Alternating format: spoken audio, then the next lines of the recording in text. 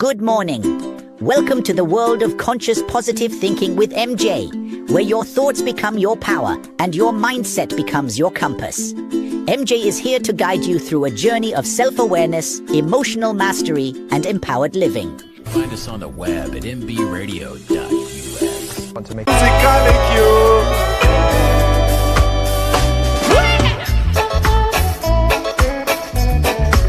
reach out and touch your musical sound, no matter you're young or old, God, let the good time roll.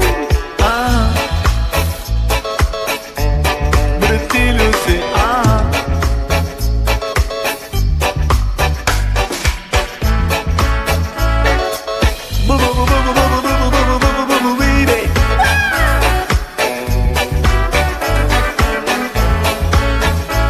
right.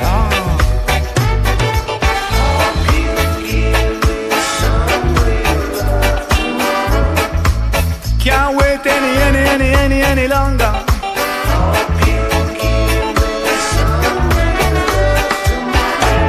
My love cannot linger.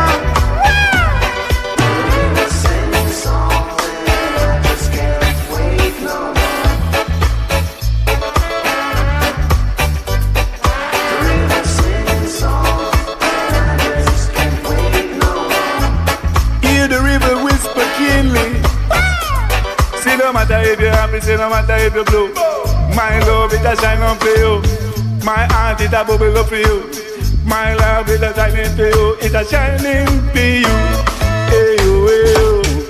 It a shining for you. Say when love could have never grow old. Love work, Mount Diamond and Pearl. Till it is a world on the top of the world.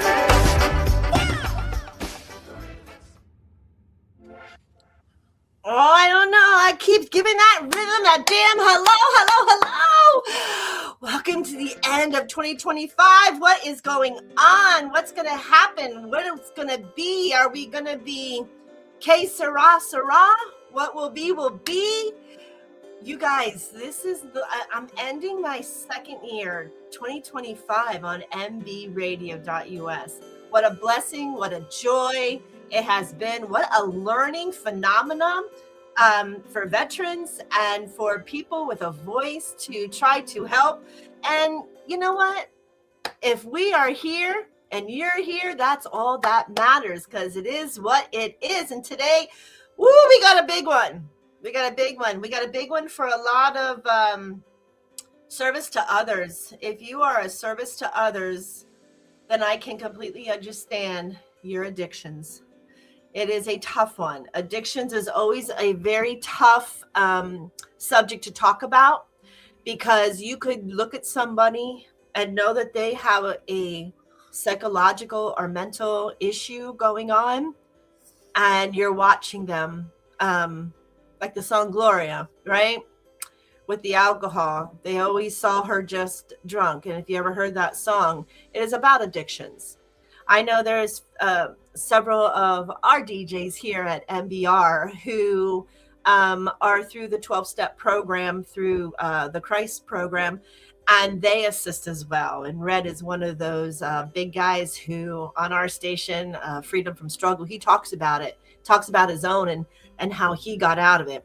So there is a lot of stress involved. There is a lot of mental anguish involved. And we're going to find out how we're going to try to help flip some of these addictions. And addiction isn't just alcohol. Please understand that. So, and sometimes we have to figure out what addiction is. So briefly, what addiction, it's a chronic condition in which a person compulsively seeks and uses a substance or engages in a behavior despite harmful consequences driven by changes in the brain, rewarded motivation, and self-control systems. That is the definition of addiction. And that is a lot to take in, because you could have addiction to gambling, to sex, to anger, medications, abuse. All of it leads down into an abuse system. So it's a big show. You want to stick around, because maybe you know somebody who might be able to help with addictions and try to help persuade their mental mind in comfort and in lovingness instead of the agitation that it is causing.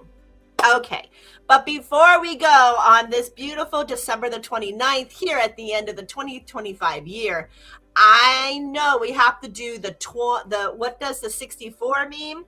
So the number 64, that's a big one. It results in a 1. 64 results in a 1. The angels urge you to put yourself first. It is so important to maintain your own personal energy levels to achieve perfect health and emotional well-being. Okay? With increased energy levels here coming into this new year, you become a more powerful individual. You will then be able to love and care for yourself and also others generously. Your angel power word going in is angel altar. MJ, what is an angel altar? Well, guess what? You're going to find out what an angel altar is because number 64 talks about angel altars. So 64, it is the time to invite your angels into your home by creating a special place for an angel altar. Whether you follow Archangel Gabriel, Archangel Michael, Ezekiel, Archangel, Raphael, Archangel, I said Ezekiel. Well, there's a ton of them. I can't come off the top of my head, but there's the main ones. Anyway, so whatever your angel is or whoever you think your angel above you is, you create that altar, you find a special place and you set up that altar and you dedicate it to your angel. Every time you look at it, you say, thank you, angel, thank you. And in no time, you're going to feel that angelic energy filling your home and love and your comfort and security. It could even be Jesus Christ if that's the case, since we're here at the Merriment. Oh, and happy Kwanzaa. Kwanzaa started on the 26th. So 26, 27, 28, 20. You're on your 4th candle today. May your harvests be plentiful. And getting ready for this New Year's celebration. I hope somebody has somebody to be with them and be out there and hold their hand and maybe a kiss when they see that ball drop at New Year's and say, my gosh, we made it another year around the sun. Woohoo! One more year around that sun, right? What a journey it's been, the Grateful Dead songs. Okay, we're going to dive deep, people. We're going to dive really deep. So, of course, everybody may have one in the family. Maybe you hear a lot of myths about addiction. There's a lot of myths, fables, and tales, that people assume that is addictions. So we're going to lay out what addictions are, and then we are going to fulfill it with the metaphysical side, because MJ don't like a lot of things made by man. So we're going to take a physical approach and a metaphysical approach. We're going to bind them together, and then we are going to move like lightning, because there's a lot to do before this new year, and you don't want to sit here and listen to this, but it's going to help you. It's going to help you, because you know what happens in the holidays, right? These addictions, they set into our depression, they set into our stress, they set into our anxiety. So I felt this was a perfect time, because we already had to deal with some of us at Christmas, and New Year's gets to be a little bit more with the old tipping of the glasses and the champagne and bubblies flowing. So for some of us, it's a little bit difficult, right? Or it could be really free flowing and we're just going to drink up the bubbly. So never know. We're going to dive in. But first, listen, we're going to take a small little minute. And then when we come back, we're going to dive in. So let me give Die Hard a little chance. Look, folks, up at the top of your corner, I want to blink it. This is Die Hard QR code. It's going to be in your top corner. Watch me blink it. Bam. Watch. Woo. Blink, blink, blink. There it's blinking. Die Hard and I and MBR are still pushing really hard. Please donate to them. You'll get a beautiful, awesome shirt on the front and on the back. And we are here to help and raise as many veterans as possible. So we're going to take a break and we'll be right back on MJ with the World of Conscious Positive Thinking right here on mbradio.us. Hey, before you go, make sure you check it out. Our limited edition Die Tired shirts are in the MBR shop for $25. Don't miss out. The station where our veterans' voices are heard. MBR Talk. Find us on the web at mbradio.us. Well, that was a short clip, but there is a long one out there. I don't know where it is, but there is one. There's a long one. Maybe H-Train can play it in the next one just to talk a little bit about Die Tard and what it's about. That was just a teaser. Everybody likes teasers. Okay, so let's get busy, folks. Let's dig down and deep here. So, key elements of commonly included in the definition: compulsion. It's a strong, often unforgettable urge to use or do something. Compulsion. So that's part of it. Loss of control is the second part. It's difficulty stopping or moderating the behavior of the action. Loss of control. And then we have continued use despite harm. Physical, emotional, social, or spiritual consequences then are going to happen. Cravings, intense desires, or preoccupations, okay? Those are those cravings. Tolerance and withdrawal, often present with substance abuse. You can see the anger starting to manifest. Addictions can also, that's my friend H-Train. H-Train got sick. You can hear him coughing. So H-Train got sick over the holidays. His holidays was not very good. So if you hear him huffing and puffing over there, that it's my boy H. So God rest him, send him healing. That whole family, his dad, him, and Cassie, they found some little bug to play with during Christmas, and that whole family got sick. God rest their soul. They haven't been around for about a week, and we're just over here hoping and praying for them at the moment. So the next thing we are going to do, so addictions we're going to go back to addictions. Addiction can involve substances, alcohol, drugs, medications, behaviors such as gambling, food, sex, work, and of course now the internet or social media uses. It's a lot. There's a lot that we have to ascertain as humans, and physical balance along with our metaphysical balance, and when they come together, it bridges and it heals. From a broader perspective, addiction is not a moral failure. I want to put that in highlights. I want to put it in my comments. In fact, let me type that crap right now. I want you to know, in a broader perspective, addiction is not, and I'm going to put in big N-O-T, not a moral failure. So whoever tries to tell you that addiction is a failure, it is a bio-psycho-social spiritual imbalance. You tell them MJ said that. It is a bio-psycho-social spiritual imbalance that can be treated and healed with appropriate support, awareness, and integration. Now, I want that awareness word. You know me. I love the word awareness. So once we become aware, then we're like, oh my gosh, where have I been? That light bulb comes on. Until that light bulb comes on, your friends and family can have as many interventions as they want. And sometimes the light bulb can come on. It's very plausible.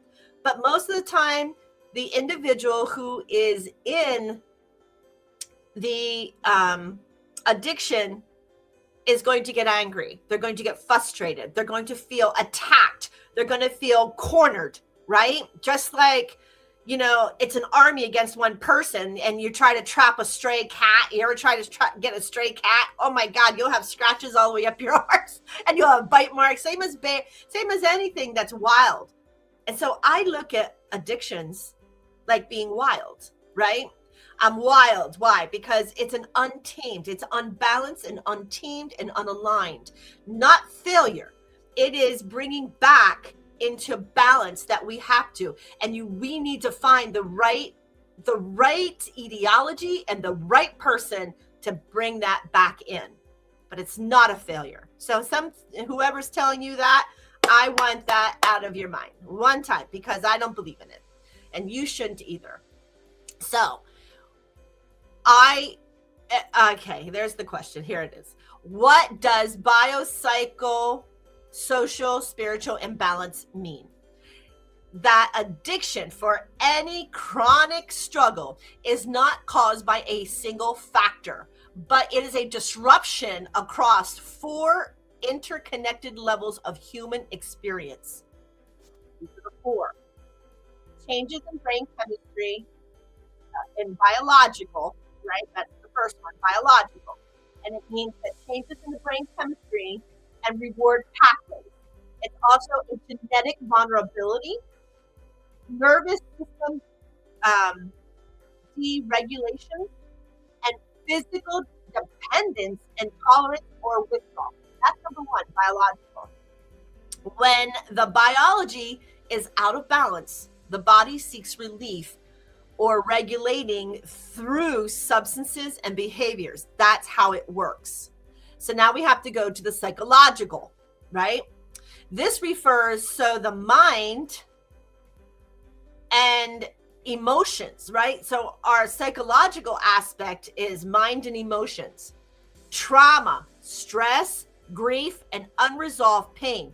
This is where a lot of our military fall into this, the trauma, the stress, the grief, and the unresolved pain.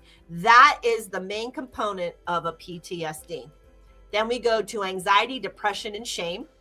Coping patterns learned early in life. See, remember I know we had this PTSD. I can't remember what episode it was. And I go, most of the time with PTSD that I found working in Miami with PTSDers was it's a stack. Things are being stacked. People go into the military running from their childhood or their family.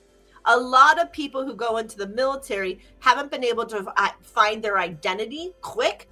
So a high majority percentage will run to the military because they don't have money to go to school. The family doesn't have money to go to school. They are abused, or they come from a family full of substance, right, to begin with, and they need to break their chains. So there's a lot of trauma, a lot of depression, and a lot of psychological influencings in this media to ascertain that person to, at the end, have these addictions, right? So coping with patterns learned at the early age is one of the biggest ones. And then having such a belief system as I'm not good enough, or I can't feel without this. So if there was a child who had a parent who constantly downgraded them and saying, that's not it, that's not how you do it, way to go, you lost it for the team. These words are not encouraging to a child. They're very downplaying. They're very depressive words. So think about, as a child, where is our mind sought, right? Our mind is, we were not good enough. And that I don't even know how you could do that, or bringing home your report card and having a learning disorder, but yet your parents abused and beat you for having a learning disorder. It's a trigger. All of these can trigger in that psychological mind. The behavior becomes a strategy to managing that like internal distress, right? That's what it does. Okay, now we're going to go to social. This is number 3.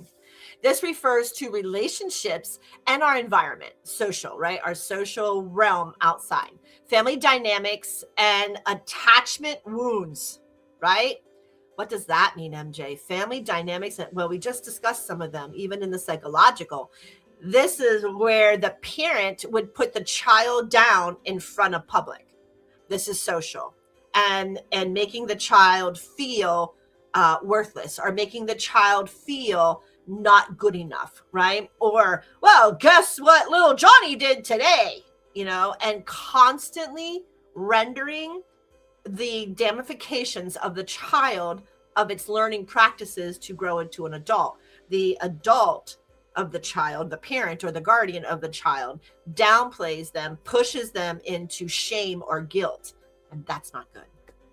Cultural normalization of addictive behaviors. So if you grew up in an environment, I'm just going to take the Rasta, right?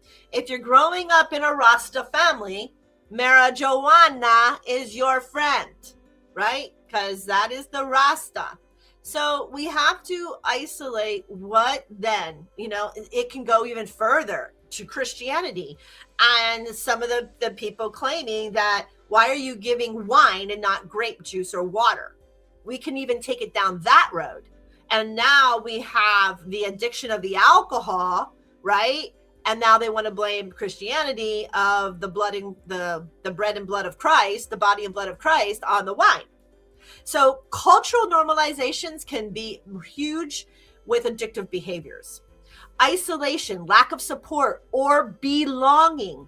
If you were an outsider, an outcast, if you didn't have, the people were in a clique and they're bullying you, right? Growing up, we had bandies, right? We had the cheerleading group. Then we had the nerd group, or the very intelligent group that the bullies would call the nerds, right? And then we would have the jocks, and then we would have, the lady jocks. These were all cliques and groups.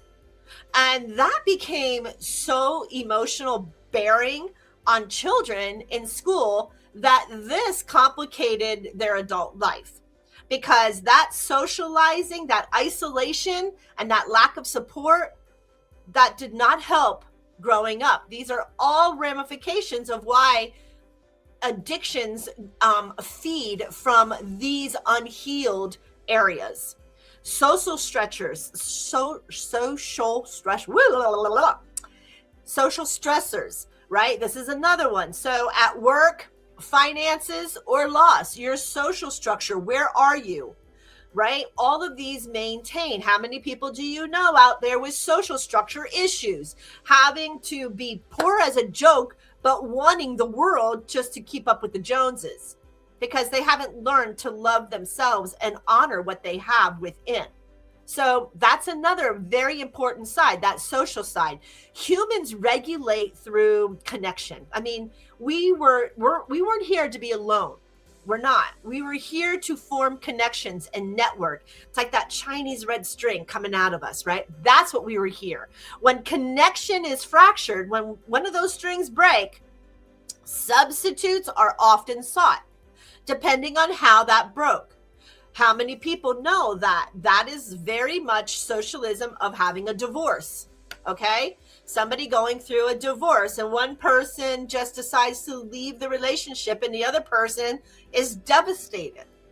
What the hell happened? No talk, no nothing, just flat out went your own way, whether it be with another person involved, a three-way, whatever. That is a human regulatory problem. That's social. And then we go into spiritual. Okay, so now we're at spiritual. Our spiritual, this refers to meaning, purpose, and the connection beyond the self, like outside of self. It disconnects from the purpose or our inner truth, life purpose, soul purpose. If you remember freaking episode 1, are you here with a life purpose or a soul purpose? That is spirituality. What is the purpose? The purpose is not for you to have an addiction to numb yourself. The purpose of your inner truth of your life is what? You have to answer that. The loss of meaning, hope, or direction. You have completely lost this in addictions. You've lost faith. You've lost that very first mind power portal called faith. And we have to regain this back, because that is not ever a good thing either. Okay. Feeling separate from God, source, or life itself. That is your root chakra. That is the root to say, I am allowed to be. We've completely lost it. There is no more of that. And then a longing for wholesome peace, unity, and love. Addiction often reflects a misdirected research for relief, transcendence, and or belonging. So in essence, a biophysical, social, spiritual imbalance means the person is not broken. The system is out of alignment. I'm going to hashtag that. That's a beautiful one, right? The purpose, the person is not broke. The system is out of alignment. That is so beautiful, so beautiful. Yeah, that's a good one. I like that one. Healing involves restoring balance across all 4 of those domains, not just stopping at the behavior. You have to complete all 4. When you have all 4, you are returning back into self-love, God love, and unconditional love. These are balances that even if we don't have an addiction, every single one of us needs to think about, whether you find it's an addiction or not, because some of these can fold across that psychological mind power plane that we think in order to find where we might need more of alignment or balance with an opposing thought that might be a little bit more negative. So healing involves restoring all these balances across all 4 of those domains, not just stopping at the behavior. So I want to take a little bit of a break. And then when we come back, I want to talk to you about all the myths that are involved. So I'm going to let Joel take us to our first break. And then when we come back, we're going to get into some of the myths about addictions. And I'll tell you why they're either true or not true.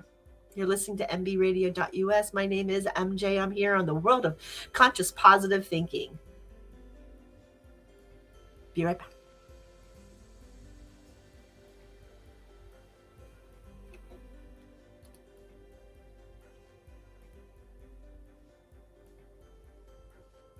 No, we're not going to be right back. Okay. Let me find the Die Tired little thing because he's so cute. I'm going to find it and then we'll play the Die Tired music because Die Tired is who we are representing today. So here we go.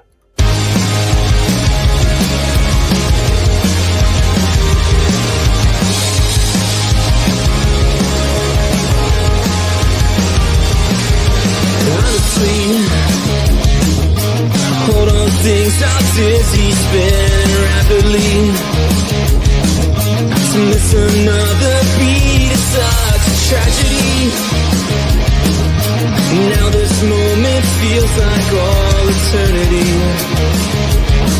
It should feel so comfortable.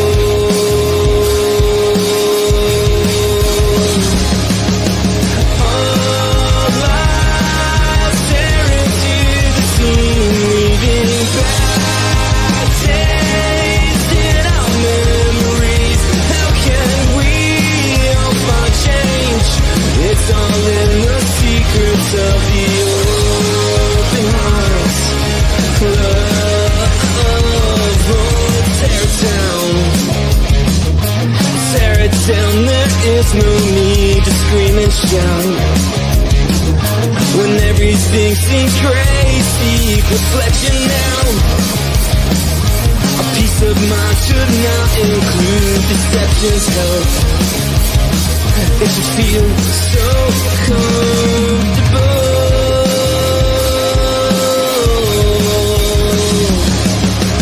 All eyes stare into the scene, leaving bad taste in our memories. How can we all find change?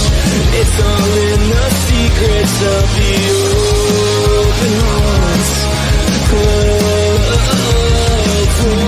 Honestly,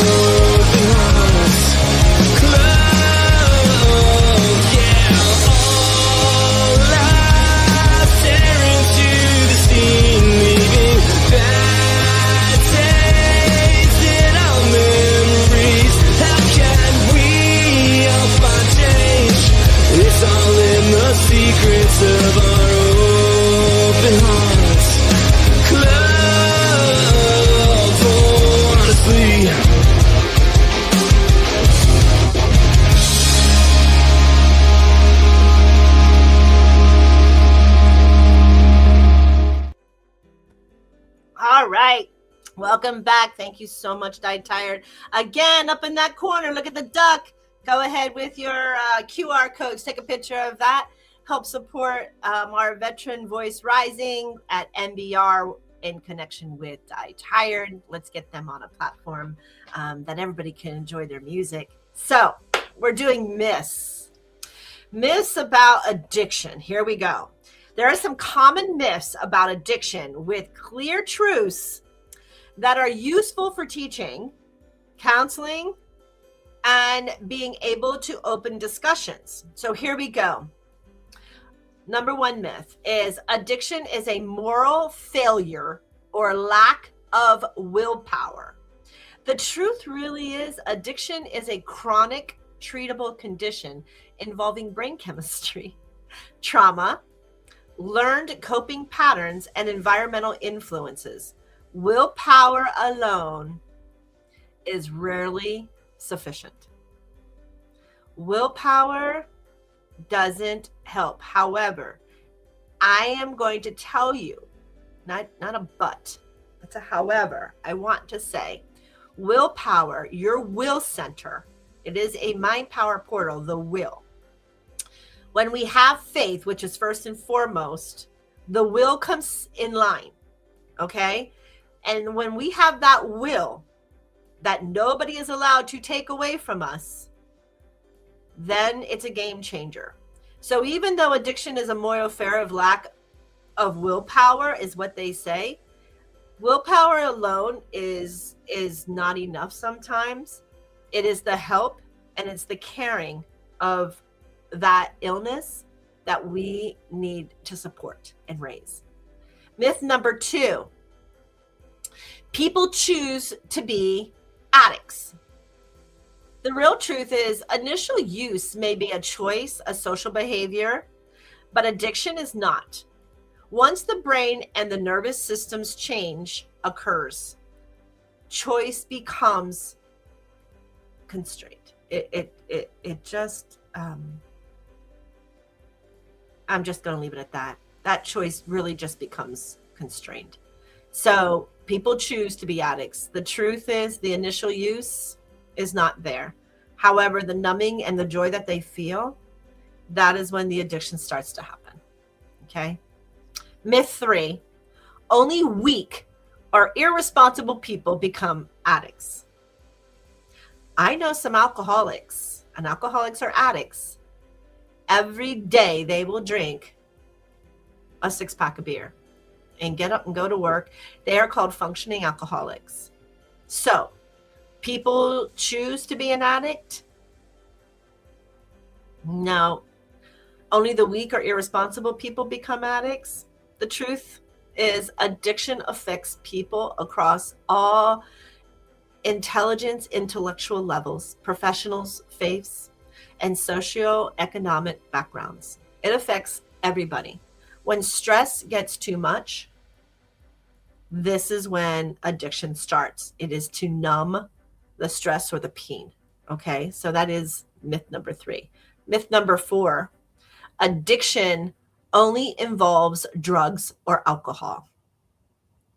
The truth of the matter is addictions can involve behaviors such as gambling, food, buying, somebody who's a constant, just they have to go spend money like a hoarder, hoarding, sex, work, technology, anything that repeatedly overrides the century of our well-being is an addiction. Does not have to be drugs or alcohol. So, myth number 5. Someone must hit rock bottom to recover. How many times have you heard that? They're going to hit rock bottom sooner or later. There's nowhere else besides up. The truth is, waiting for the collapse increases the harm of the psyche, the physical, and the sociological. That's the truth. It hurts.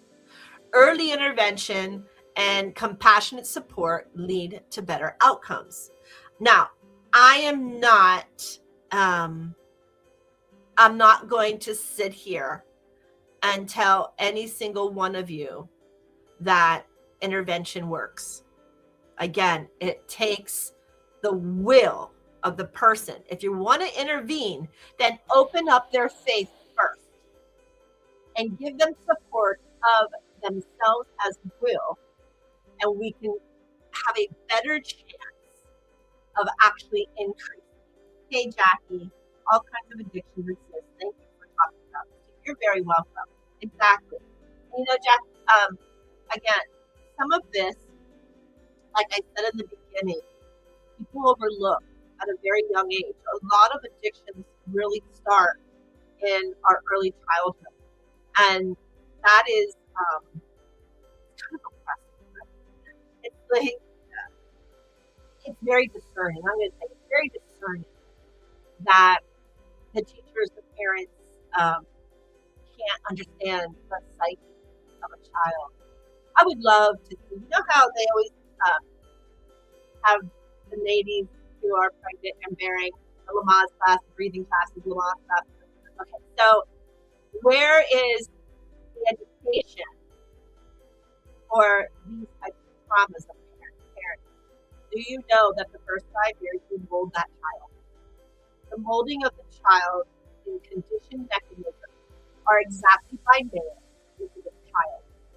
What the parent does, the child will do in early life and in older life.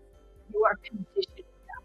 So I think that instead of just having a Lamaze class, they may consider understanding psychological and metaphysical logic, metaphysical of that logic, and understanding our faith and our willpower structures, and to encourage people. That's for whatever. Okay. So then, number 6, stopping the substance or behavior means recovery. How many people? I haven't had a cigarette in a month. I haven't had alcohol in a week. That's great. Keep going. That doesn't mean they're healed. That means that they're starting the process of recovering.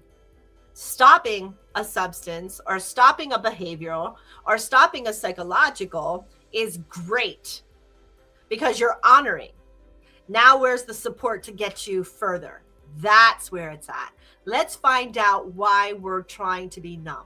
And that's when we can say, here we go, right? Here we go. And open up. Those emotions are deep. Those emotions are attached to many different center and vortexes within our body. And we need to rid them. Yes, it's emotional. Yes, it's painful. And yes, if you're in an old belief pattern that adults don't cry, especially men don't cry, they don't show emotions besides anger, then you need to stop that old belief pattern, because maybe it's plausible that old pattern can keep you in that anguish and that pain. Yeah. So the truth is, abstinence alone does not address underlying imbalances. Healing requires emotional, relational, and often spiritual integration. So when you have your emotions checked, your relations checked, and your spiritual alignment checked, healing has a better chance in recovering of an addict. Give you something to believe in, right? The 12 steps into Jesus Christ and God. That's what he preaches. So that's the truth, not just stopping, but understanding why. If you can understand why, then you are balanced and aligned. It is not a failure. It's an awareness. Remember that. Number 7 myth.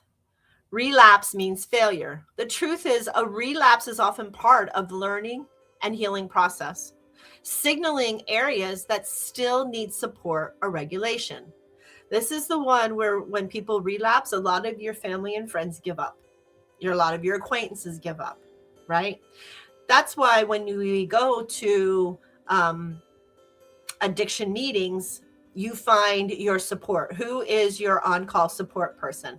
Not everybody in the world can be that. That is a very special task. It's very daunting. Most of the time, your support people are those who actually had to go through the process and have been now aligned from addiction and balanced for a little bit of a time, and they want to give back. I know several people who are like that. And they realize no matter what time of the day, no matter what time of the night, they're going to answer that phone because they 100% know how cruel that was and how upsetting it was to go through that process. So make sure your support person is a 24-hour person for you, or maybe you might have 2 or 3 and give that one support person a minute, right? Depends on how far down that rabbit hole the addiction is. And that's very plausible. So that is, that's just relapse means failure. It does not. It does not. It just means that we're not totally healed in that center, basically. Now we got to dig a little bit deeper, right? There's different levels, right? You have different, like, look at volume, right? You have 0 to 100 in volume. Where is your volume that you want, that you are comfortable with? Well, that's it. A relapse means we're not comfortable. We're going to come back in. It's just not a comfortable place to be. So we're going to relapse. Why? Because we haven't uncovered something in that deep, deep pattern of that center. That happens to relapses, or it is stacked in so many center vortexes within our mind power centers or our chakra centers that we have to dig further or deeper or move to the next one in order to clear it fully. So we're going to get into that. Addiction is lifelong. That's myth number 8. Addiction is lifelong and people never truly heal. The truth is, many people achieve long-term recovery, balance, and fulfillment. That is the truth. The brain is capable of change. It is the neuroplasticity of our brain that allows that change to happen. So when somebody says, can't teach an old dog new tricks, or people don't ever change, that's a myth. That is an egoic, judgmental myth, which people need to stop saying. Because I am not the same person that I was all the way up until my 28th year. I am not that same person. And people who knew me back then, right, and then they want to partake with me now, they're finding a very big disconnect because I'm not that person. So in you out there, I have a food addiction. I love food. I'm a foodie. It's an addiction of mine. It really is. And I can gain weight when I am not moving and I'm in a wheelchair. I can gain weight just like that, just that quickly. 2025 was that addiction, right? Every time you turn around, I was sick. I was broken. I was out of remission. My dog died. 2025 had so many awarenesses of life lessons for my food addiction. My food addiction that causes my health not to be good. When my health gets checked and my body becomes imbalanced, I no longer have that addiction. So it is a myth and it's false that people never change. That's not true. We all do. We all have a recovery period. We all have stability, but we all have our life lessons to learn. So it's not a failure. It's not, I can't. It is something that I have to go really, really deep. What was food? Was food a scarcity source? Was food poisoned in my pot? Where was food such a problem in my life? That this is what I have to figure out. And now I have not only this life, I got to find it in the metaphysical side as well. Why food? Okay. Enough of that one and my neuroplasticity. So myth number 9. Here we go. Myth number 9. Treatment works the same for everyone. Sadly, effective healing is individualized. It is really on the person, how they feel best to heal or the comfort level of them healing. It may include medical care, therapies, community support, spiritual practices. I know that they were given methadone to addicts. And they were doing this they felt our government, and I was in Florida, and I know one of the people who would go down and wake up and go talk to a counselor. They would get their methadone, and then they would be good for however many days that they could go back.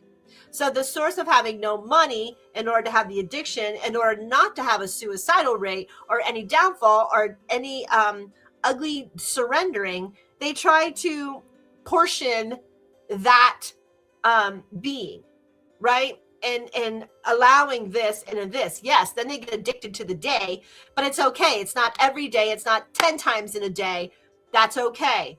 And they get further and they get further and they get further apart. That was a program trying to minimize. That's like my food intake. I don't sacrifice my food. If I want it, I am really happy now of taking a bite of whatever it is and then not eating it. Just to say, see, I could do it. It's the way you wrap your mind around whatever it is that you're doing and then minimizing it till it's completely gone.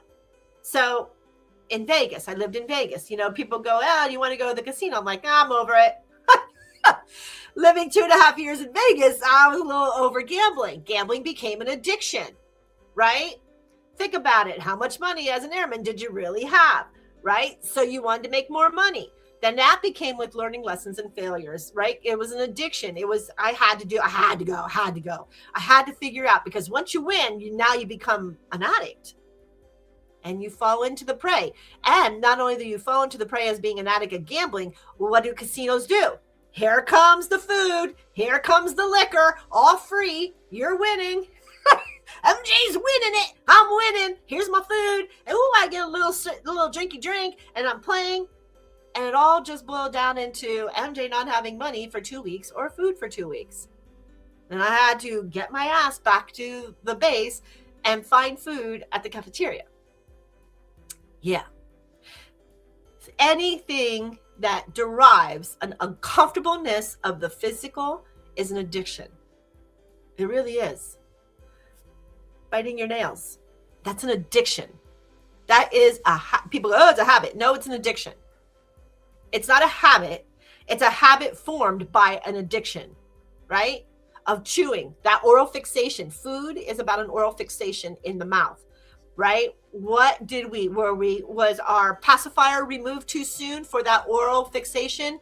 Did we not have enough of the bottle time? Moving right into food and not having that oil fixation time of it? Plausible. All is plausible.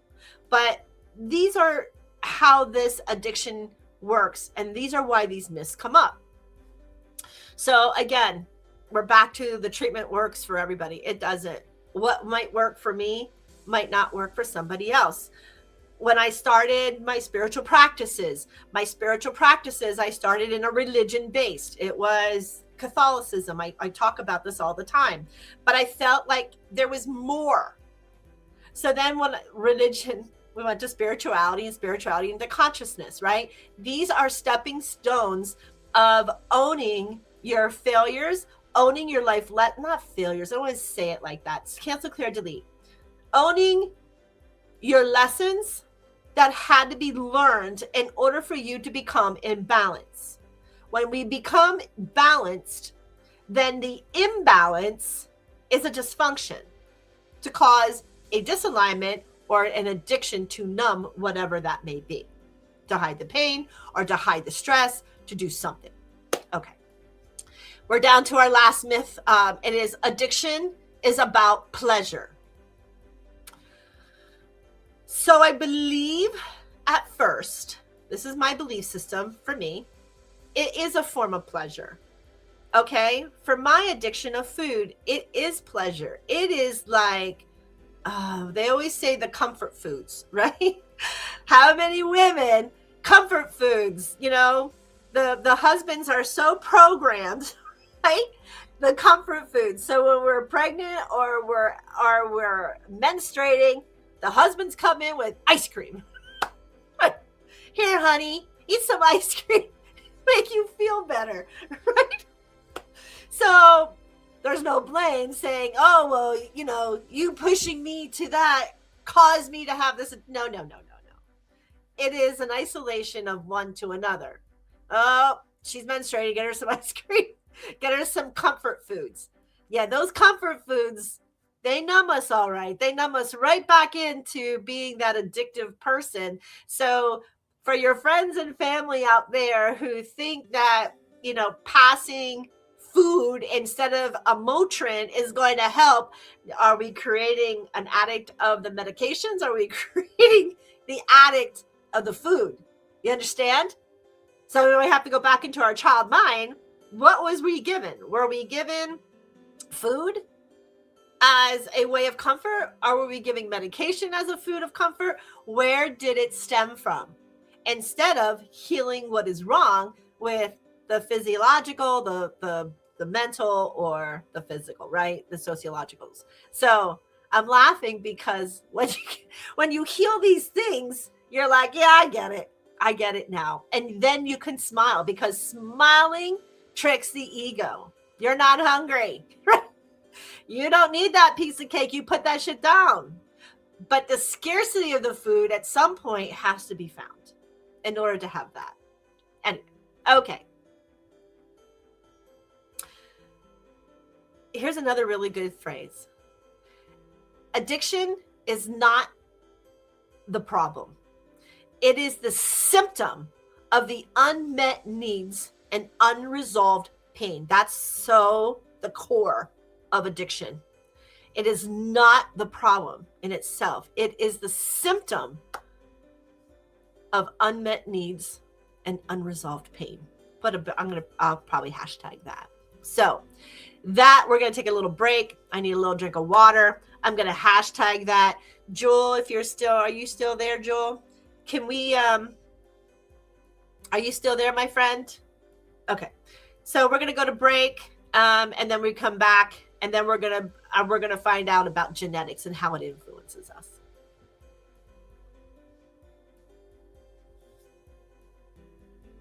Going to go on a little break here.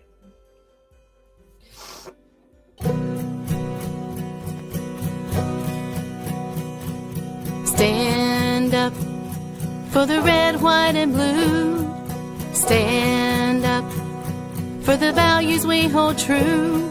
With gratitude I'll stand as our flag begins to wave o'er the land of the free and the home of the brave. Stand up, put your hand on your heart. Stand up for the freedom it imparts. Bless all who stand for justice. Bless all who stand for peace in the home of the brave and the land of the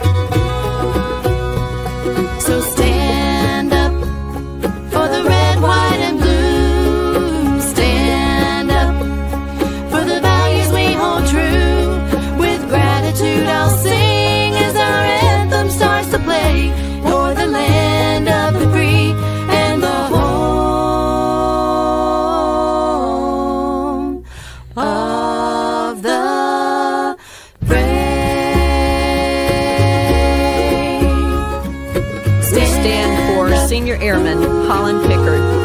Specialist 4th Class Robert Summey, U.S. Army. Staff Sergeant Jerry Altman, United States Air Force. Second Lieutenant Zachary Stead, Air Force.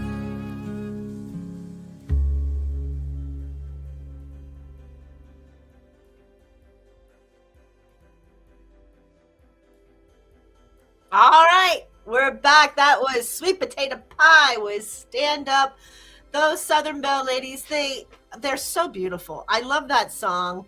And yeah, I hope they allow military broadcasts to play that song forever and a day, because it truly is just an honoring of those who have fallen. Okay. In case you're just checking in, especially those on TikTok, this is Military Broadcast Radio. My name is MJ. We're here with the World of Conscious Positive Thinking on the station of MBR, and we are today discussing addictions. And addictions can play a very important, integral part of our well-being, and it can be more than just drugs and alcohol. It can get into the physicals of work or gambling or social medias or sex. It has a lot of different outtakes. So where we are now is we discovered the 4 major parts of the addiction. We've discussed the myths, and there's one other myth, or is it the truth? And that comes to genetics. What genetic influences? So yeah, there is real well-established truth that genetics do play a role in the situation of an addiction or an addict. But genetics are not destiny. Your genetics, your makeup, so stop blaming your parents or your grandparents or your aunts and uncles for their drinking.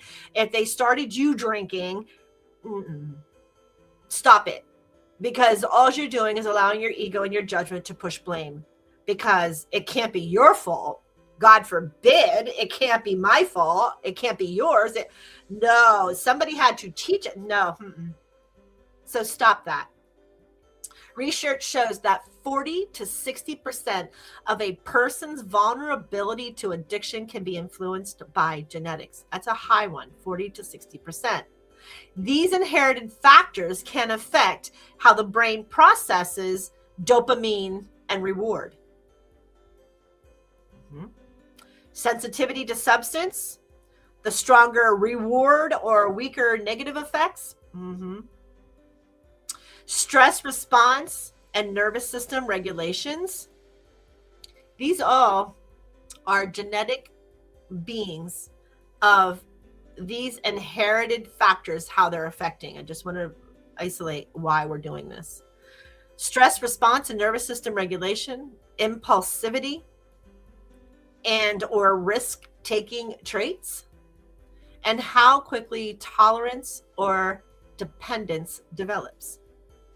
So these are all inherited factors why genetics play a big part. The millennials, my Gen Zers and my millennials, this is a hard one for them. This is a lot of the issues with this genetic, because they're not very independent. They have become, whether through financial issues or whatever, they haven't grown outside of themselves to step away from that family tree to produce their own trees. It's taking them a longer time to develop and grow these roots. They could possibly blame it on the alcohol. They could possibly blame it on the dope. They could possibly blame it on hereditary. But there is complete and utter substance that can play a part, an integral part of these beliefs of genetics. Okay. This means some people are biologically more susceptible once exposed. So if they get exposed to those traits, immediately genetics can snap in. Understand? Okay. What genetics do not do. Genetics do not guarantee an addiction. They do not override free will or awareness. And they do not act independently of environment, trauma, or choices. Genes require activation through experience. What does that mean? So if I have a family, my parents were not. I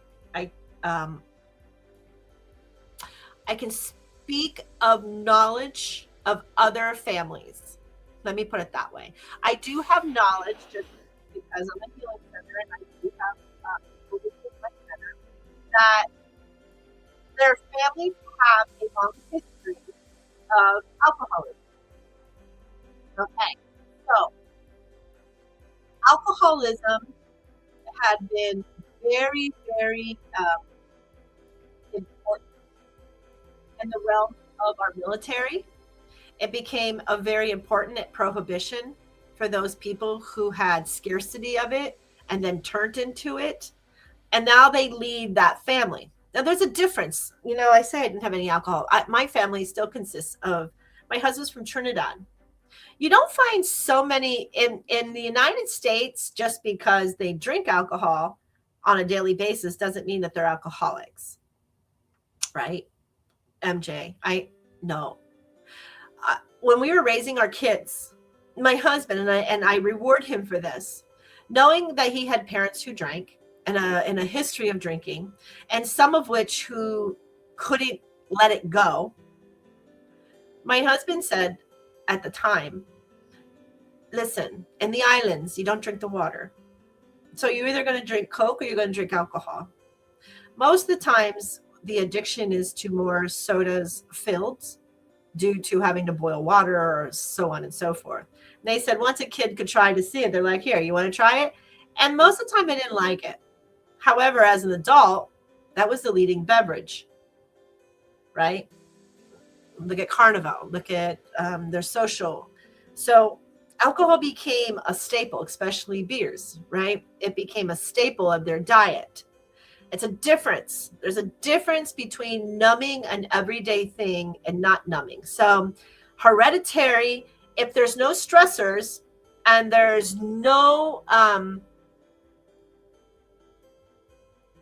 unsusceptibilities or exposures to those biologicals, my kids didn't turn that up that way. In fact, my kids hardly drink.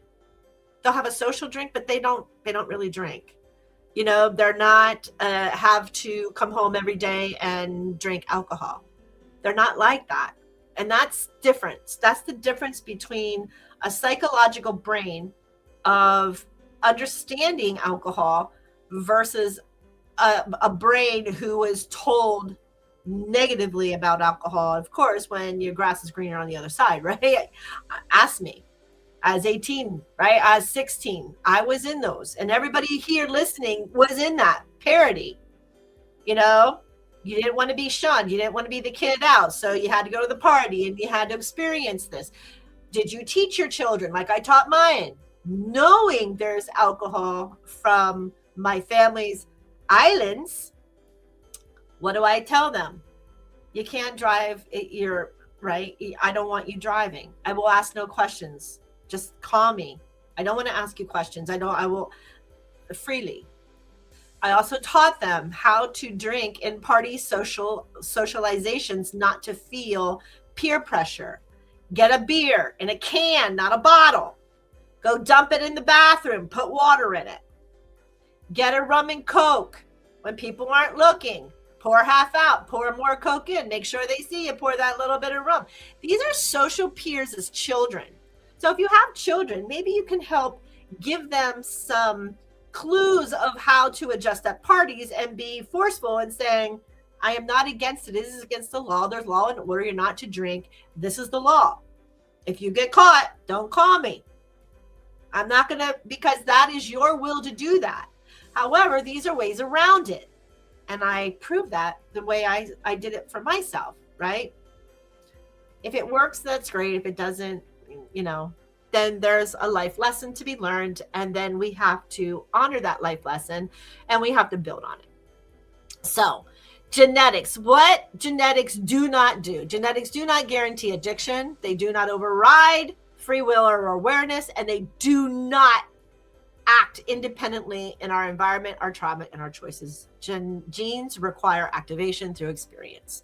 So gene-environment interaction, addiction emerges most often when genetic vulnerability meets, here's 4 of them: early trauma or chronic stress, emotional neglect or attachment disruption, substance availability or cultural normalization, and a lack of coping skills or safe regulation.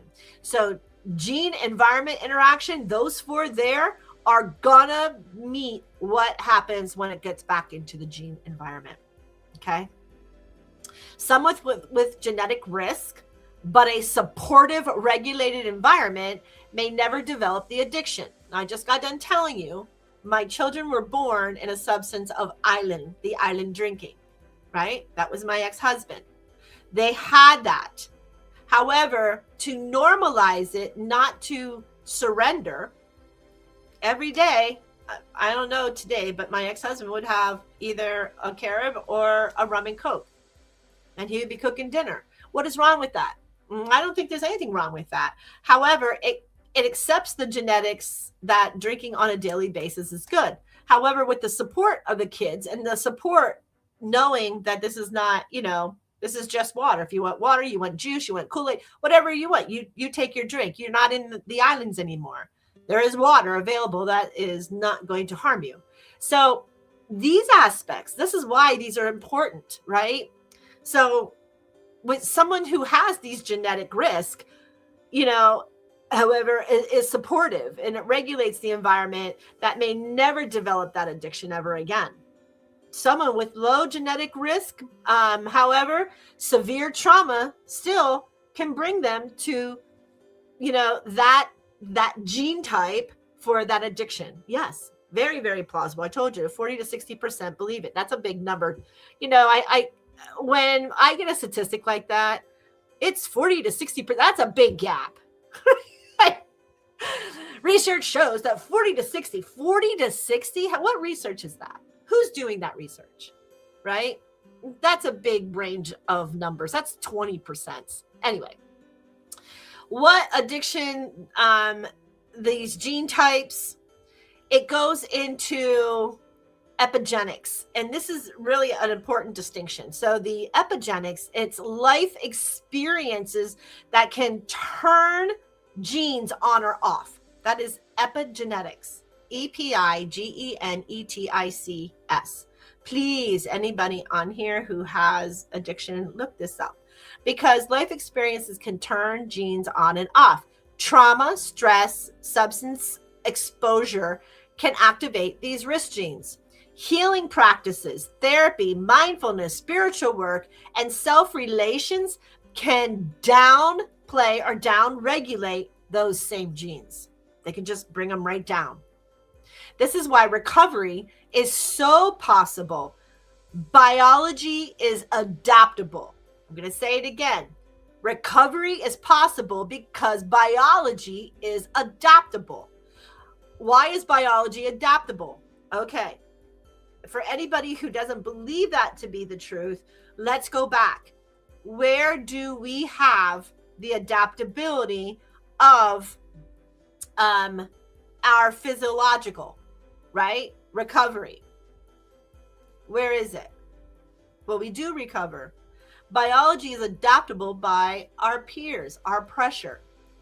So knowing that we have a family who struggles on a daily, and I'm not talking the abuse, and you could, you could be.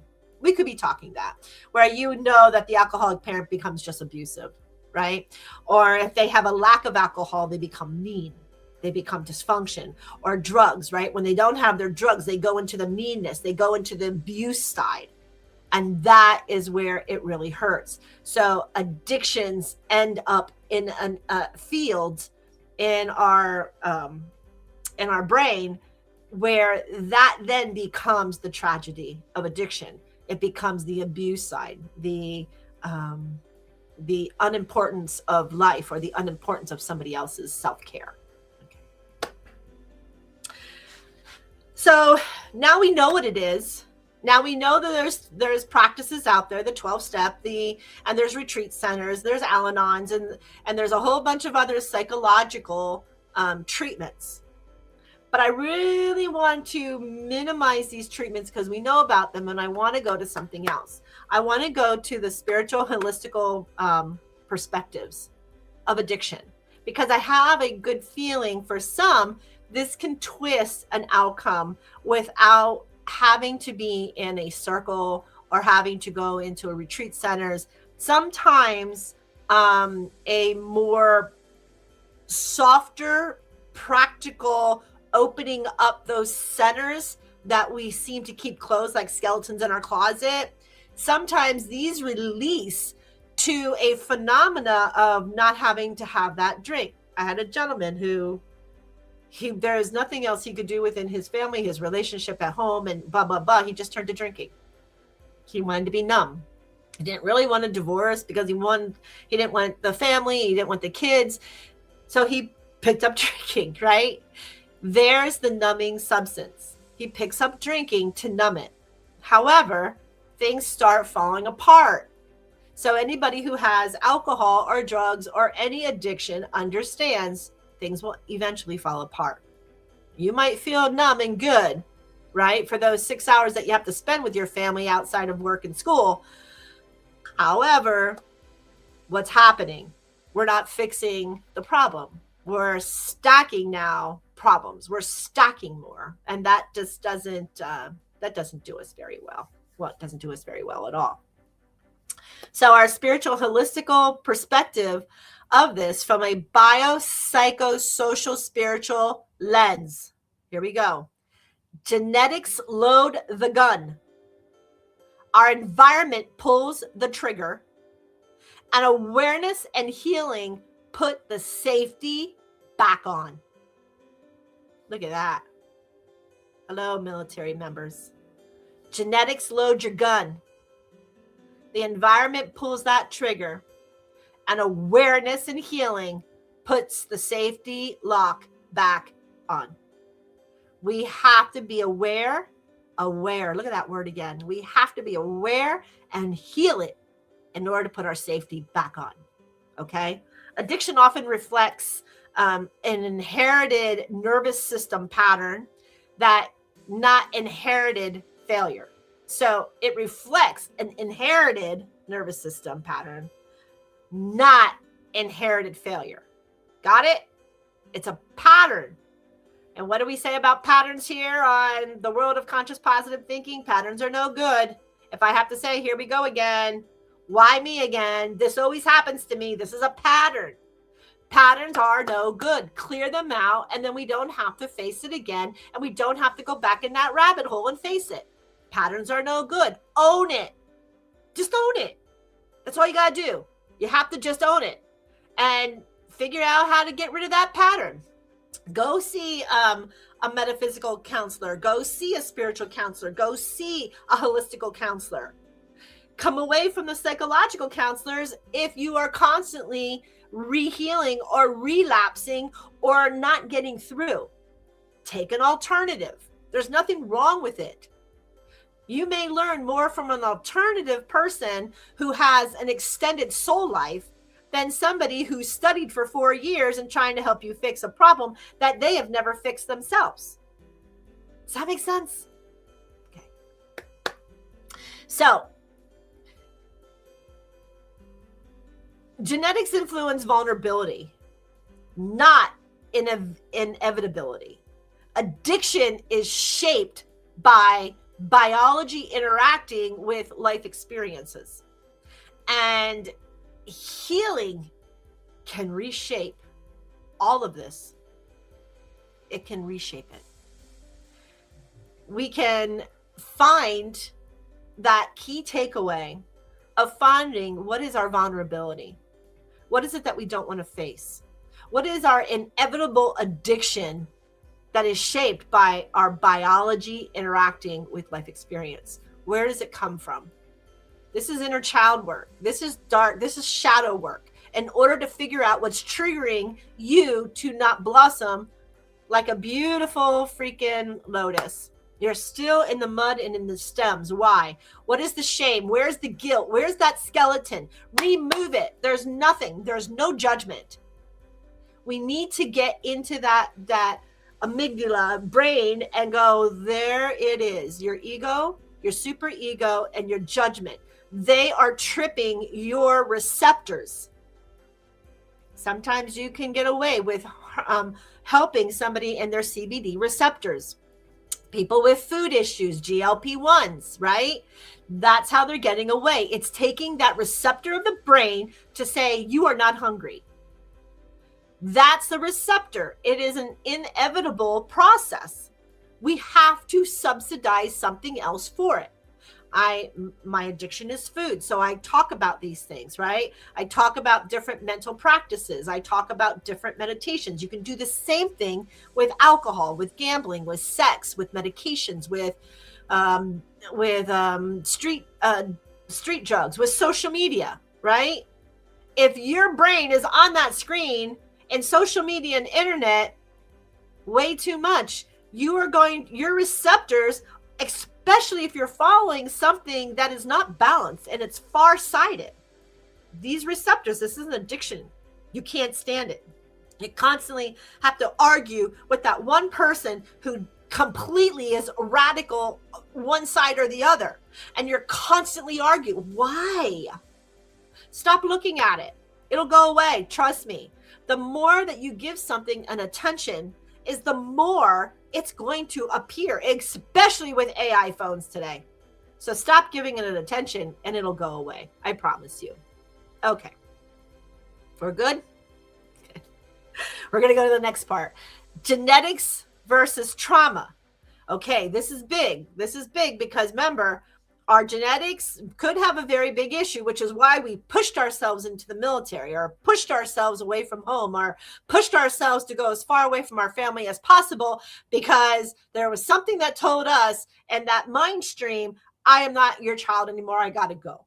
Right? So genetics versus trauma, common myths and truths. Addiction is genetic, so nothing can be done. The truth is genetics influence vulnerability, not outcome. We talked about it. Genes express in response to environment, stress, and experiences. Healing can be change how your genes are expressed. It's epigenetics. To reframe the mind is genetics shape sensitivity. They do not determine the density. Okay. Myth 2. Is it a genetic trauma? Doesn't matter. The truth is trauma often activates genetic vulnerability. Without trauma or chronic stress, many genetic risks remain dormant. Truth. So reframe it. Genes load the blueprint. Trauma presses the activation button. Okay? See how we're reworking this? We're flipping it. These are all flipping of patterns. Myth number 3, addiction is caused only by trauma. Truth. Here we are. Trauma is a major risk factor. However, not everyone who experiences trauma develops addiction. Biological traits and nervous system sensitivity matter. We're going to reframe it. Here was the flip. Trauma explains why relief is sought. Biology explains how strongly it's reinforced. See how these myths are being interpreted, and now we're going to flip them. This is a good place. Yeah. Myth 5. If someone had a good childhood, addiction makes no sense. Truth. Trauma includes emotional neglect, chronic stress, perfection pressure, and medical trauma or identity suppression, not just obvious abuse. So let's reframe it. Trauma is about nervous system overwhelmingness, not event severity. That's the reframing. Okay. Myth number 5, you inherited addiction itself. I love when people go, they already are going to be an addict because there's a whole line of addicts in the family. So you're free willing that, or you're willing it to be on their will? No. Buck stops here. Cut the cords, right? Cord cutting. Buck stops here. Number 5, you inherited addiction itself.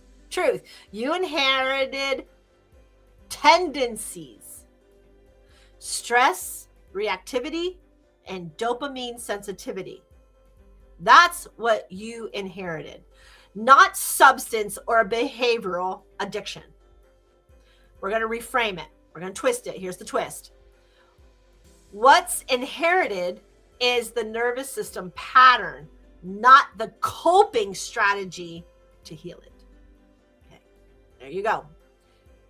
This is the myth to the flip. So myth number 6, healing trauma alone cures addiction. The truth. Trauma healing is essential. However, recovery often also requires biological stabilization, skill building, community support and effort, and meaning making. So your life must have a purpose. If you don't have your first mind power center of faith and your root, I'm allowed to be, we are already disconnecting. Okay.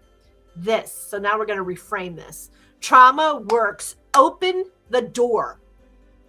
Trauma work opens the door. Integration keeps it open. Okay. So, yep, you can see the trauma. Doesn't necessarily mean it's my genetics. Here comes the trauma. So trauma work opens that door. We're going to open up the door. We're going to see those skeletons, man. We're going to dive in deep. But integration keeps it open. Keep it open. Why? Because we got to keep healing. Whatever's going to come out, let's just pour it all out. If we open the door, then it's all going to come out. Sooner or later. It's going to come out. And sooner or later, we're going to be right here going, been waiting for you. Been waiting for you. Been waiting for you. Welcome. Now, can we let this go? Because this is so far in the past, I don't need it anymore. Be that person. Be that person. Yes, it's easier said than done. And I know that because I hear my other podcasters, MJ, it's easier said than done. I get it. I get it. But repetition destroys the ego. So if you hear me on the show with shoulds, oh my God, not should, right? Or not, but however, or not, like you hear these words. I have to. No, I don't have to do anything. I get to.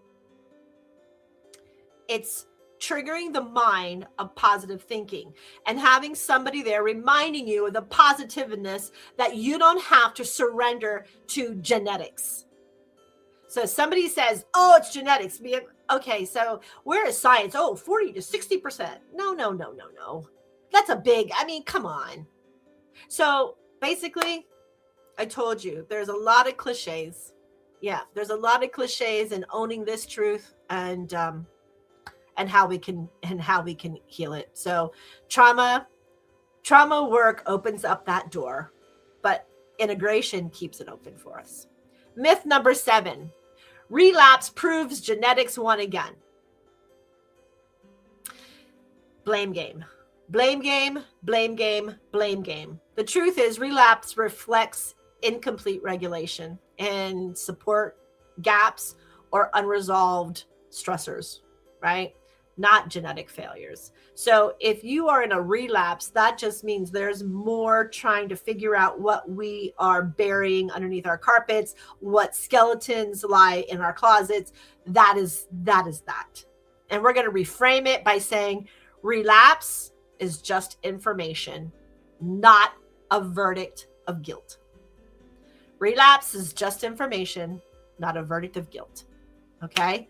Why? Because remember, I told you, on what volume do you want to hear the TV? Do you want to hear it so you drown out everything around you? Or do you want it in the background, just like the music here? We have music in the background. Sometimes music soothes the soul. Sometimes for others, it's very distracting. But this is where we're at.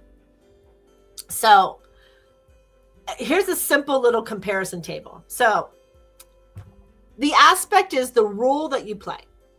In genetics, it's vulnerability. But in trauma, it's activation. In the aspect of nature, right? Simple comparison. The aspect nature and genetics, inherited sensitivity, are in trauma, learned responses. Simple comparison table again. Changeability is the aspect. In our genetics, express is changeable. Expression is changeable. But in trauma, healing is possible. Get it? Determining the outcome. Genetics, no. Trauma, no. There is no way genetics or trauma will play an outcome of anything. That is your will. That is your faith and your will and your imagination center of understanding. These are all mind power centers that need to be involved. one of my therapies, when people get stuck, I get them on the table and I do something called a Reiki rewire. What I am doing is I am filling up their 12 mind power centers and 144 chakras to blend and tie and merge together. What does this do? This gives them a little amount of time to open up these doors or these windows and move these boulders out of the way in order for them to see a path going forward. Does not last, especially if you don't continue to work on yourself.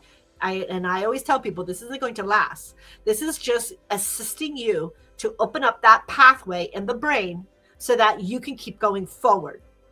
And yeah, you might get stuck, but it's allowing you to choose a destination of livability instead of vulnerability. That's what it's doing. Okay. Same type of thing. So the next we're going to do, let's see.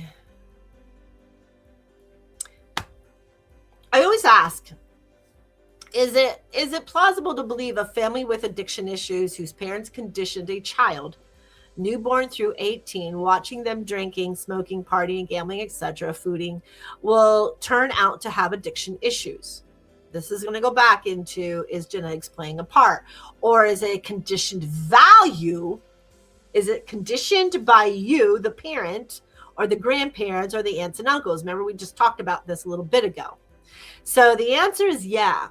It is entirely plausible and strongly supported by research and clinical observation to believe that a child raised in a family where addictive behaviors are normalized has a significantly higher risk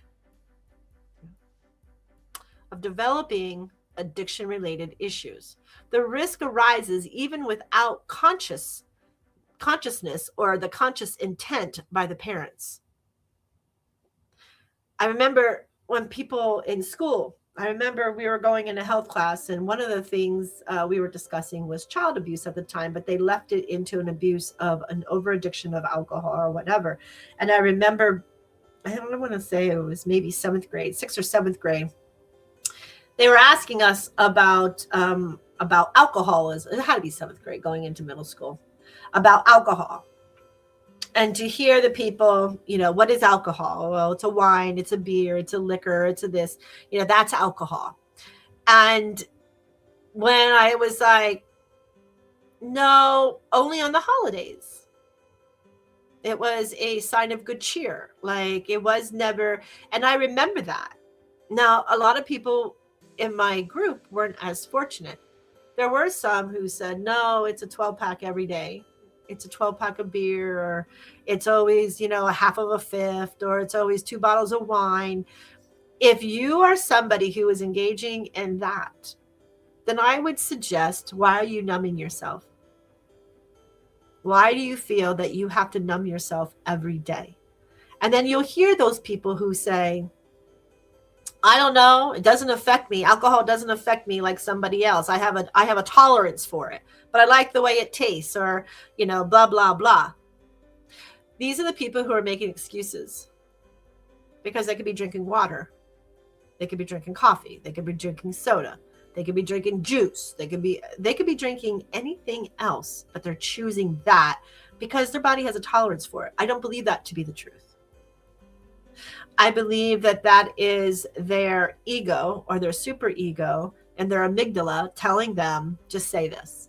But it's not their truth. And when we get down really close to it, it really isn't their truth.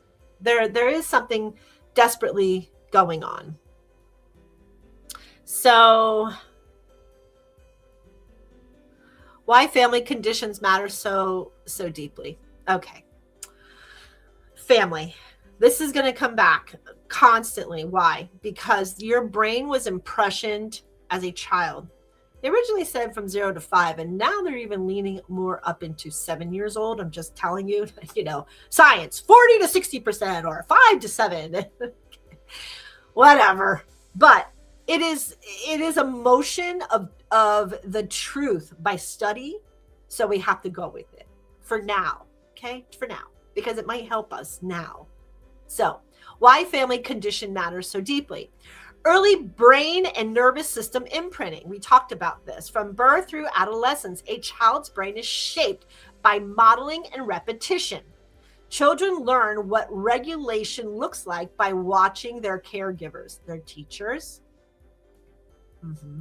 their instructors, their athletic department, their parents, their grandparents, anything of an elder. Respect your elders, right? That's what you were told as a child. Respect your elders. Do as you are told, not as you want. Who was growing up in that atmosphere, right?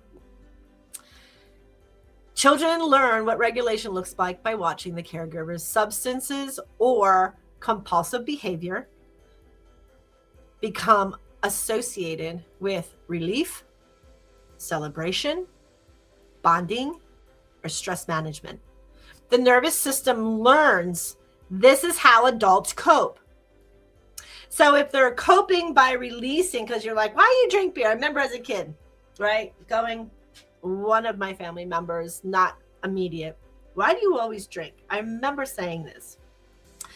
And his little voice came to me and said, because I am numb and free of any harm. I remember him saying that to me. And I'm like, just having to look at it going, it makes you feel good. But when you wake up, you're back in reality. So then it just starts a bad habit, right? The addiction, the habit. So in the morning, when you wake up grumpy, irritable, depressed, sad, anxious, unmotivated, and the only thing is the hair of the dog to beat you. So we go back and we start drinking again, or we start doing whatever again, because we haven't learned the balance. We haven't learned to fulfill that balance. Does that make sense? Okay. So this learning happens before critical thinking develops. So you can see the imprint that the family or its surrounding makes on the child as they grow.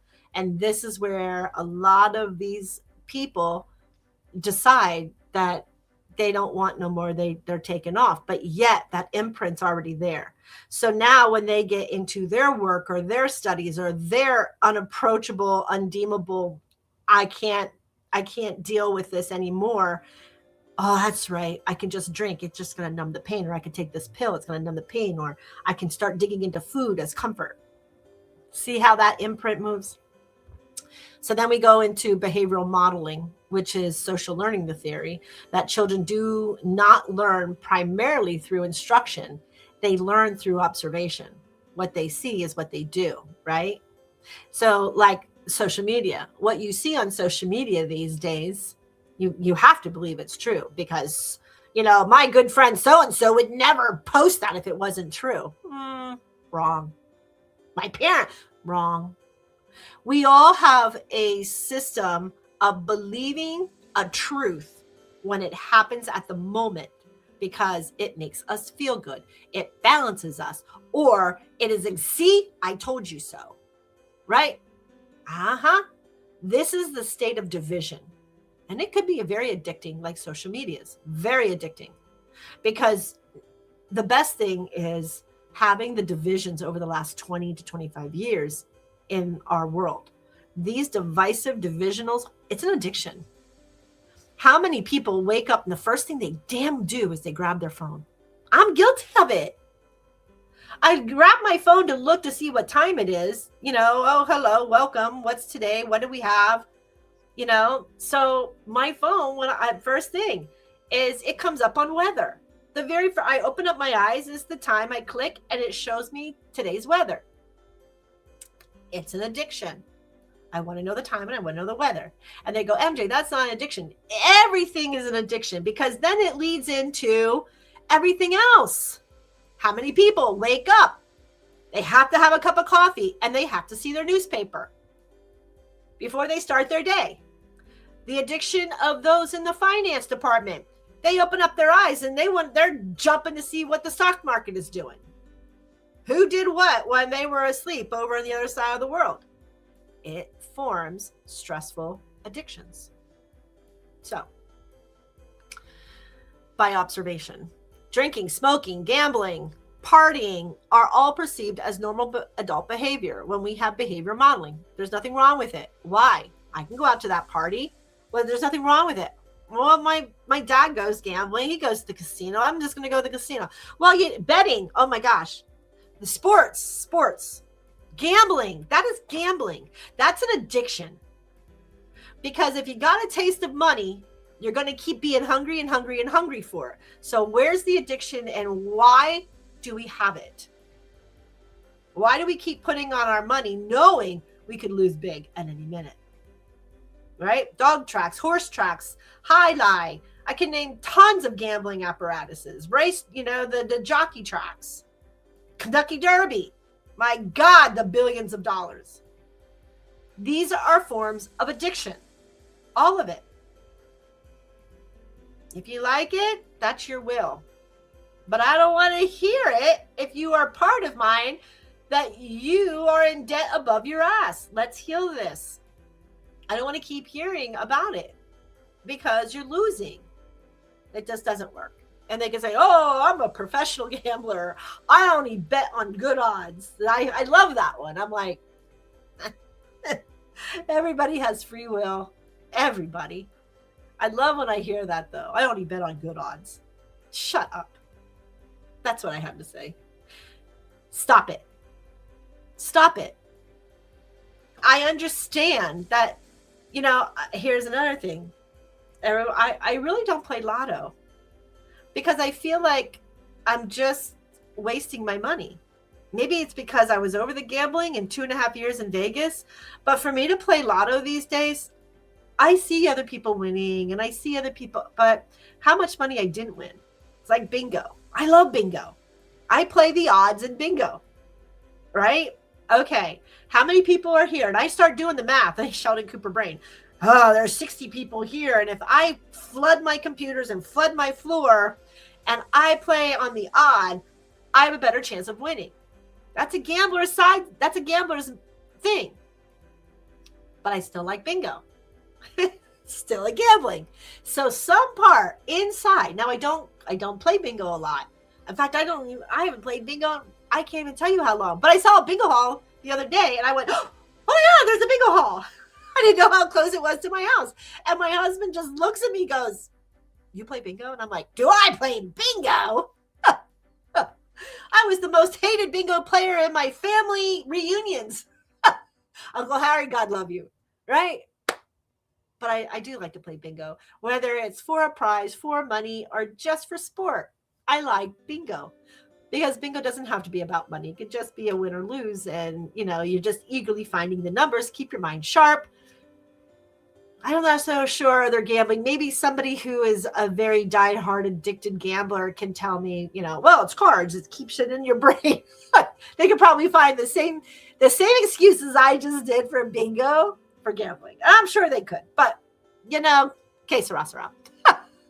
Okay, boundaries around modernizations and consequences may be absent or inconsistent. Addictive behavior becomes normalized rather than questioned.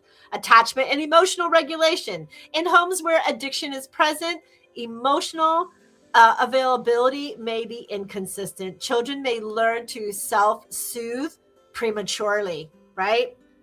The person who's too busy watching TV, smoking and drinking and has a child, they just want the child to go to bed at 7 o'clock and leave them the hell alone. That's a problem because now the childs are learning to have to self-soothe prematurely instead of over that period of time. I don't believe in it. So maybe you do. I don't believe in having children self-soothe themselves, right? There is to a degree, not because I'm exhausted and it's my time and that is their time. It's a hard one. I'm not here to judge it, but I do personally not agree with it because then it comes to the attachment, emotional regulating into a behavior mechanism of addiction, self-soothing, that child to learn that at a premature cycle. Stress, chaos, and unpredictability trains hyper vigilance and emotional numbing. Addiction later becomes a regulation strategy, not a rebellion. That's how it becomes. So number 4 in this series. Trauma does not require abuse. Even without overt abuse, chronic exposures to substance-focused environments, unpredictability, or emotional inconsistencies, and parentified rules or emotional neglect can create developmental trauma, which increases that addiction risk. Know what you're saying, know your tones, know your words, know what you're putting out there, because that trauma is regulated by somebody else's conjecture of the emotions of the brain. Number 5 is the genetic and the epigenetic layering. Genetic vulnerability may already be present. We just don't know. Environmental exposure can activate those risk genes. Your stress hormones during development alter the brain wiring related to impulsive control and rewards. This is the nature and the nurture reinforcing each other. This is that balance, trying to nurture it, going back to the child left to soothe themselves. Important nuisance.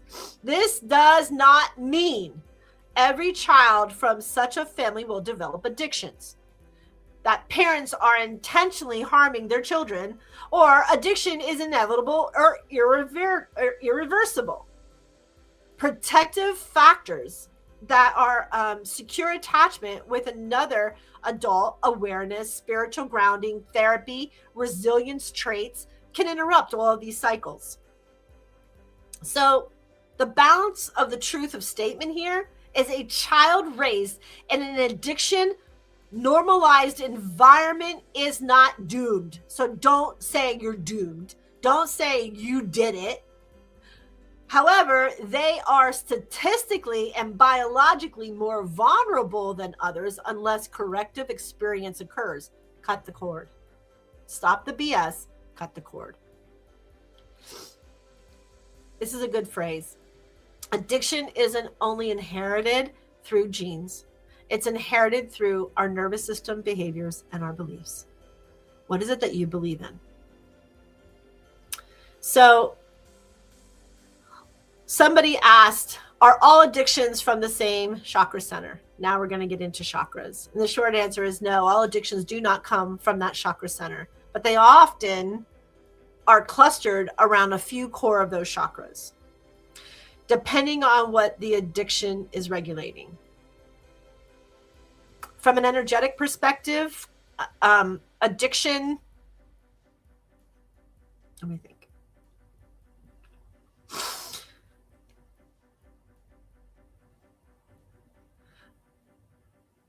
Okay. As an energetic perspective, I believe it's where life forces is blocked, overcompensating or seeking that relief. So our primary chakras. So you want to know where your addiction lies and you want to know what chakra you're having issues, get your pencil ready because here we go. We're going to go through them fast because I'm running out of time. Our root chakra, right? Our root chakra is safety and survival. Very common foundations, okay, that could interfere. Fear, insecurity, instability. Addiction as a way of feel grounded, safe, and soothed. Often present in generational addiction, poverty, stress, and early instability. Common expressions in your root chakra are alcohol, food, nicotine, hoarding, and workaholics. Your core wound, I am not safe. That's the wound that you have to heal. Okay, we're going to go to the sacral coming up. That is the pleasure and emotional centers. Extremely common, emotional suppression or overwhelming. Addiction that replaces healthy pleasures, intimacy, or creativity. Trauma, shame, or boundary violations live here. Common expression of addictions are sex, substances, shopping, and binge behaviors. Your core wound. It's not safe to feel. So your root was, I am not safe. Your sacral is, it's not safe to feel. Okay, going up. to our breadbasket, our solar plexus. That is our power and our identity. Often overlooked. It is control issues, shame, self-worth struggles. The addiction becomes a way to feel powerful, confident, and in control. Perfectionism and people-pleasing often coexist. So this common expression is gambling, stimulants, work addiction, and controlled behaviors. Your core wound is I am not enough. You don't feel that you are enough. In your heart chakra, this is the love and connection chakra. But if an addiction is present, makes grief with loss, abandonment, betrayal, unresolved sorrow. Addiction fills a void of connection or numbs that heartbreak. They don't want to feel it. Your common expressions are relationship addictions, devoting your time to others, not focusing on the one that you love, cheating basically, substances tied to the bonding. So your core wound is, I am alone and I am unloved. If that's how you feel, this is where your addiction starts. We go to the upper chakras. It's less origin, but more impact. So you have your throat chakra, which is the addiction of silences truth. You're not allowed to talk the truth, and difficulty expressing needs or boundaries. Your third eye, it's right here. This is a skepticism and disassociation by fantasy. You're always daydreaming into a fantasy, not living in the real world. Confusion between intuition and avoidance. And then you have, of course, your crown is the top. It's your spiritual bypassing, seeking transcendence without grounding. You must get to the root first. Upper chakras are affected by addiction, rarely originates in any of these three, your throat, your third eye, or your crown. And if they do, it's all coming back because of your bottom hata or your root, okay? Addiction is not about excess pleasure. It is about blocked life force seeking regulation. Most addictions involve multiple chakra patterns. We just talked about them, but usually one primarily center holds the root of imbalance. So out of all of them, when you pinpoint it, then we have to engage. We got to go deep. You got to start getting guided meditations inside of there, asking yourself, what is the not enough or the too much, to stay centered and to understand that it is in the past, it is unhealed, and we just need to let that go. Okay. Most addictions involve the multiple chakras, but usually only that one primary. It'll stick out like a sore thumb.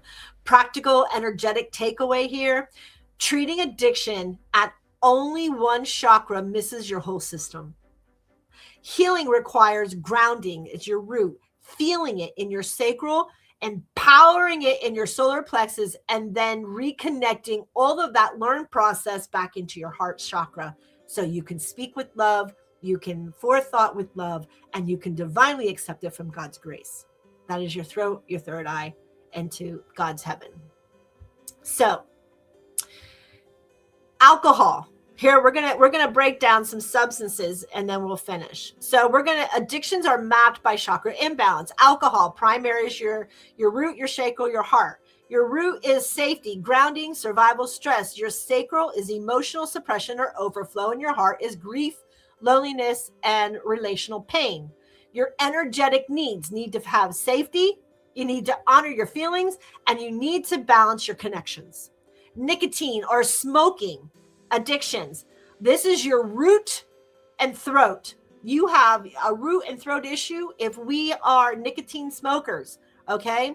This is a root of anxiety and nervous system regulation. Your throat is unspoken truth, and you swallow your emotions. You have a lot to say, but for whatever guilt or shame or unresolved issues within yourself or within your family unit or your tribe, you refuse to talk about them. Energetics needed is grounding You got to get grounded. You got to get that 217 to 412 in your body. Ground it and be expression. Write it if you don't want to speak it. Write it in a book. May it be your life journey of healing. Write it down. Food, binging, eating. Primary chakras is root, sacral, and solar plexus. Woo! I'm in all three of those. Root is my comfort and my security. Sacral is unmet pleasures or nurturing. Solar plexus is shame, control, and self-worth.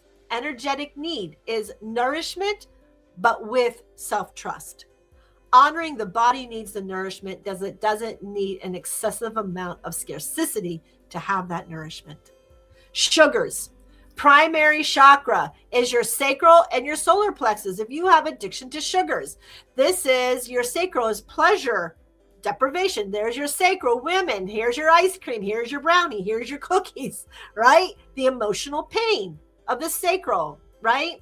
Solar plexus. This is fatigue. This is self-esteem. This is depletion. So the energetic need is joy and vitality. You need to have joy. Unstoppable joy and vitality. Know that you have a virtual, beautiful vitality of life. For sugar. Sex or pornography, those who are addicted to constantly watching pornographics or in sex or child pornography. Primary chakras are your sacral, your heart, and your throat. Your sacral is intimacy wounds, boundary of confusion. It doesn't need, your womb is both men and women. So don't just think this is women in sacral. Your heart, it's longing for love or validation that was not there as a child. It is that unconditional love that we need. Throat, an ability to communicate needs. Energetic needs, it's safety of intimacy. Maybe it's plausible that as a child, you didn't have it. So you were a product of somebody of inappropriately touching your sexual organs or having that intercourse at such a young age and being forced to have it for peer pressure or family pressure or whatever it may be. There is then that need of safety of intimacy. It's not just mechanical, right? Of an unforced will. So then there becomes emotional of honesty. When you're allowed to speak the truth of something that did not align in your sexual organs as a child or in a past life, then you speak your truth to release that mechanism. Addiction of drugs, right? Opioids or sedatives, right? These are primary chakras. This is your root, your sacral, and your third eye. Your root is really a deep safety wound. So when we use drugs to numb our pain, it's a complete and utter safety experience. This is most with the alcohol. This is where our vets have these deep root safety wounds that they have to unheal. Thinking that maybe running from a parental abuse into the military causing a significant abuse on that front line may be plausible why we feel the way we do.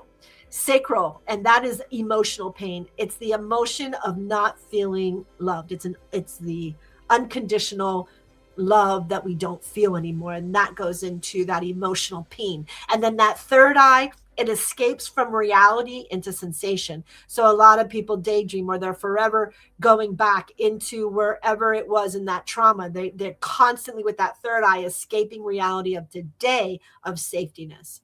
So those drugs play that to get them out of those images.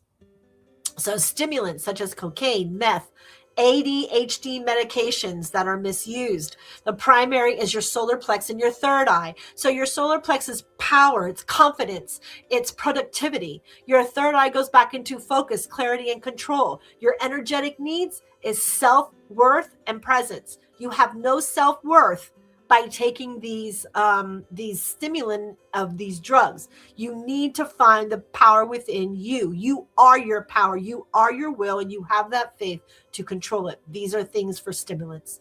Gambling primary is our solar plex and our root.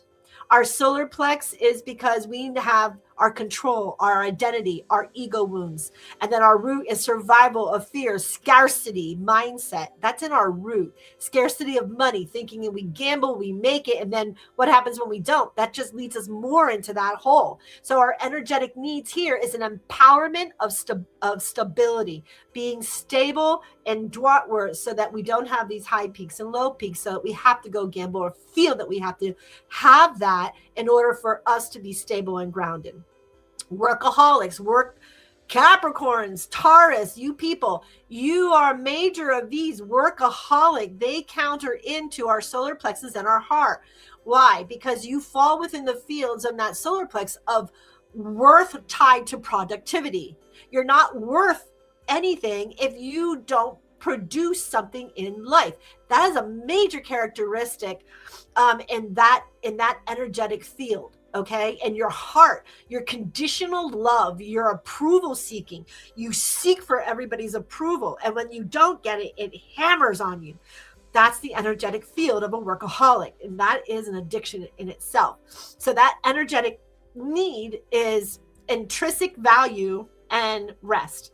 You need to rest the mind, need to rest the soul, right? We have to be able to vibe in those lower units as well as those higher units. Shopping and spending. If you are a shopaholic, an addiction to shopping and spending money, these are sacral, solar plex, and heart. Your sacral means it's an emotional reward. Your solar plexus is identity of building. And then your heart is its emptiness and loneliness. So buying fulfills that heart of, oh, I got my needs, I got my wants. I'm so happy, right? But why do you constantly need materialistic things? That's the trigger. So your energetic needs is, why aren't you feeling fulfilled? And where's your self-connection? It's not materialistic goods. Get it? Okay. Technology, social media, that's a big one for a lot of people. The third eye, the heart, and the throat are all related. The third eye is overstimulation, and it is a distraction. Your heart is validation of hunger, and your throat is identity, expression, confusion. So your energetical need is persistence and authentic connections. Authentic. We talked about how social media transforms into the belief that that's my mom or my aunt or my best friend. They would never post something so radical if it wasn't true. That's not true. It is the authentic connections. That is why technology and social media become this addiction. Exercising as an addiction. Primary is solar plex and root. If you are addicted to exercising, your solar plexus, your control and achievement, and then your root is fear of collapse or instability. What is it that you fear that you are excessively exercising this way? Energetic needs means balance and embodied safety. You're missing these two. So most addictions involve one primary chakra and two secondary compensations. This is that stacking. This is that layering that we talk about. How are we going to get to break this up? Right? Healing fails when only the behavior is addressed and the energetic need remains unmet. So that's where that healing fails. If we constantly go back into those energies, healing one energy at a time to associate with the second two compensaries will come to more of a balanced healing. So heal the chakra need and the addiction loses their job. So get it. Understand what chakra needs to heal. So we heal that chakra that's needed, and then the addiction then loses all of its fundamental properties or its job that it's supposed to be doing. And then we could say, adios, amigo, right? Bye-bye.